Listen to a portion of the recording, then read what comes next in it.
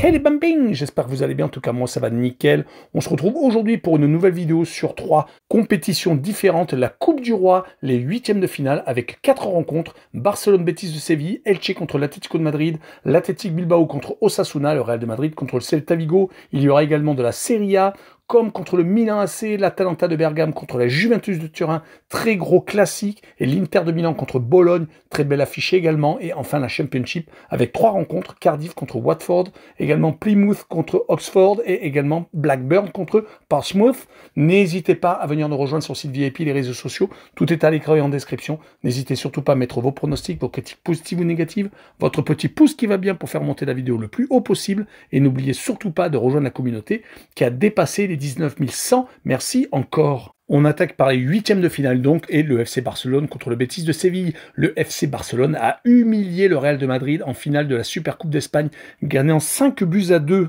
Et encore, ils ont été réduits à 10 en début de deuxième mi-temps, ils menaient déjà 5-1.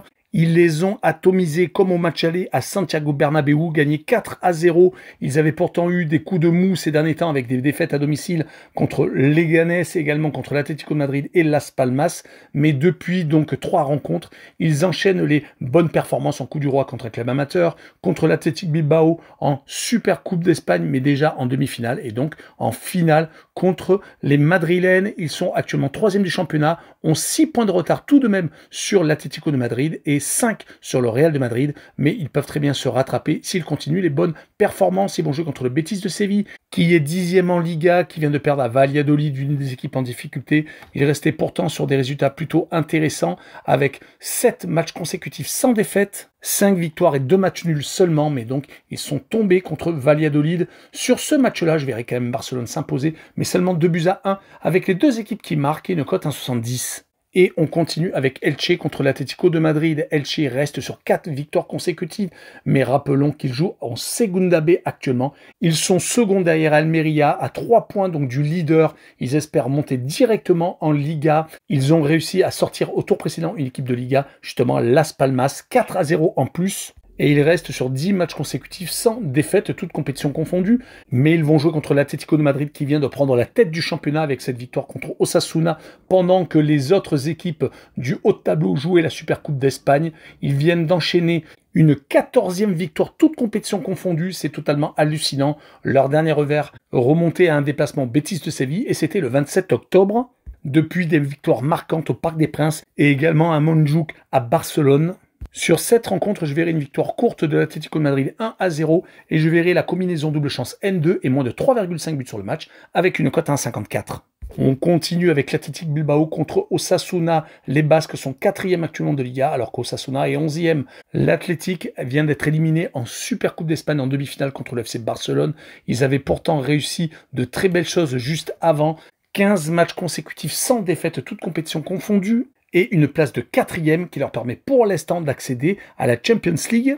Et ils vont jouer contre Osasuna qui vient de perdre contre l'Atlético Madrid qui devient le nouveau leader. Ils avaient juste avant gagné contre Tenerife, mais actuellement Osasuna rentre dans le rang. 2 victoires seulement sur les 9 derniers matchs, toutes compétitions confondues. Un gros revers contre le Real de Madrid, c'était le 9 novembre, et également des défaites contre l'Athletic Bilbao. Et donc le leader, ils sont 11e comme je viens de vous le dire. Et sur ce match-là, je verrai l'Athletic Bilbao s'imposer 1-0 avec la combinaison double chance 1N et moins de 3,5 buts sur le match et une cote 1,50. On finira avec le Real de Madrid contre le Celta Vigo, le second contre le 12e, qui vont donc se rencontrer en Coupe du Roi. Le Real de Madrid vient de perdre l'un des trophées qu'ils espéraient avoir contre le FC Barcelone, se faisant éliminer 5-2. Ils étaient pourtant champions du monde des clubs. Ils restaient sur 5 victoires consécutives, toutes compétitions confondues. Leur dernier revers était à l'Athletic Bilbao et c'était le 4 décembre. Donc il fallait déjà remonter à 5 semaines. Mais malheureusement, ils ont trouvé plus fort qu'eux. Cela fait la deuxième fois d'ailleurs qu'ils se font humilier contre le Barça. Ils vont jouer contre le Celta Vigo qui vient de perdre au Rayo Vallecano, qui a perdu 2 de ses 3 derniers déplacements. Heureusement qu'ils ont gagné en Coupe du Roi au Racing Santander, ce qui leur donne donc une chance de se qualifier pour les quarts de finale jouant à Santiago Bernabéu. Mais sur ce match-là, je vois les coéquipiers de Mbappé se venger et se qualifier, mais gagnant 2-1 seulement, avec le plus de 2,5 buts sur le match et une cote à 1,43. Et on poursuit avec la Serie A. On jette un coup d'œil au classement où Naples est actuellement en tête avec 47 points, mais avec 2 matchs en plus par rapport à l'Inter de Milan qui est son dauphin avec 43 points. Donc ils peuvent passer second, l'Atalanta est troisième avec un match en moins par rapport au leader. Mais comme ils ont 5 points, ils risquent de rester à cette troisième place. Quatrième, la Lazio avec 36 et cinquième, la Juve avec 33. Les trois équipes relégables sont pour l'instant 18e Cagliari avec 18 unités, 19e Venise avec 14 points et 20e et dernier Monza avec 10 unités en grande difficulté. Et on commence par Com contre le Milan AC. Com qui est promu cette saison est 15e avec un petit point d'avance sur la zone de relégation. Mais ce que l'on peut dire, c'est qu'ils luttent comme ils le peuvent. Ils ont accroché 2 matchs nuls à l'extérieur contre Venise et contre la Lazio de Rome. C'était le week-end dernier. Ils ont également gagné 2 fois à la maison contre Rome et contre Lecce sur les 5 derniers matchs. Une seule défaite sur cette période, c'était à l'Inter de Milan. Donc c'est une équipe qui est loin de se laisser aller, qui va peut-être se sauver, qui vient de recruter Cacré de Lyon. Donc ils veulent se renforcer en plus pendant ce mercato hivernal. Mais ils vont jouer contre le Milan AC qui vient de gagner la Supercoupe d'Italie avec 2 succès contre la Juve et contre l'Inter de Milan. À chaque fois, ils ont renversé le match. Donc c'est une équipe qui joue actuellement au mental, qui a gagné 3 de ses 5 derniers matchs. Mais le petit problème, c'est qu'ils ont été accrochés 2 fois à la maison contre Rome et contre Cagliari. Là, ils vont jouer à l'extérieur et ça doit apparemment les libérer car 4 fois sur 5, ils sont sortis vainqueurs sur les 5 derniers matchs. Mais sur cette rencontre, je vois comme accrocher le Milan AC et faire un but partout avec le Away No Bet et le match nul rembourser ses victoires du Milan à l'extérieur pour assurer le coup et une cote à 1,80.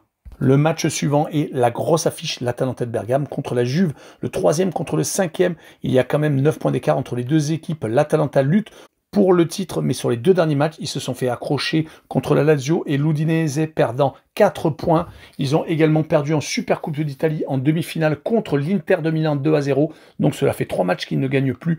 Pourtant, avant, ils étaient exceptionnels, ne perdant que contre le Real de Madrid sur les 18 derniers matchs, toutes compétitions confondues. Donc c'est vraiment très rare de les voir autant bugger du côté de la Juve.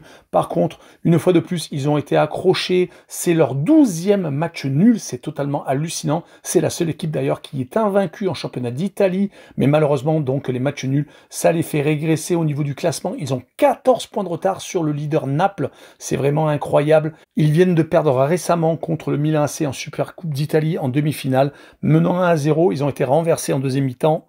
Et sur ce match-là, vous ne serez pas surpris, je verrai un 0-0 avec le Home No Bet et le match nul rembourser ses victoires de l'Atalanta à la maison et une cote 1,73. Et on finira la Serie A avec l'Inter de Milan contre Bologne. Ce match en retard de la 19e journée. Bologne est 7e alors que l'Inter est second.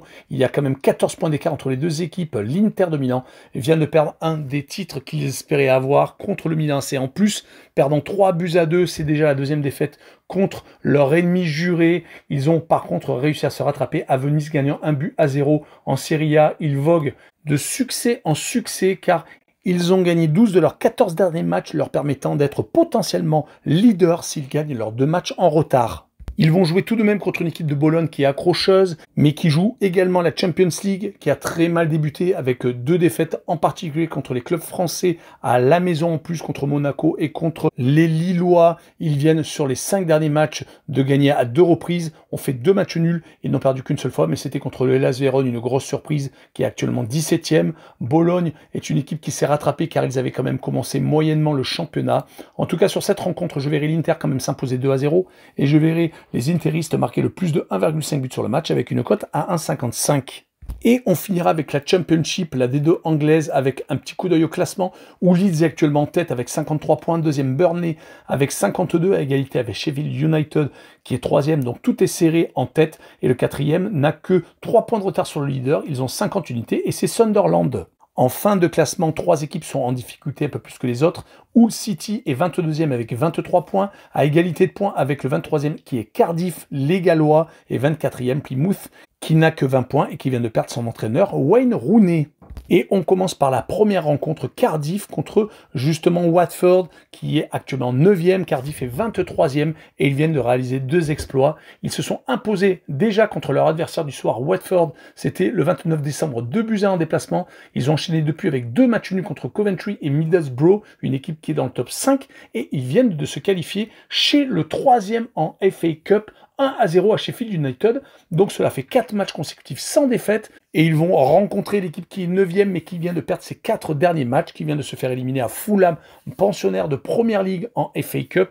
Ils ont surtout perdu donc leurs 3 derniers matchs de Championship, ce qui leur permet malheureusement d'être décrochés par rapport aux playoffs, même s'ils n'ont que 3 points de retard sur West Bromwich Albion. Sur cette rencontre, je verrai un match nul, un but partout, avec les 2 équipes qui marquent et une cote 1,77.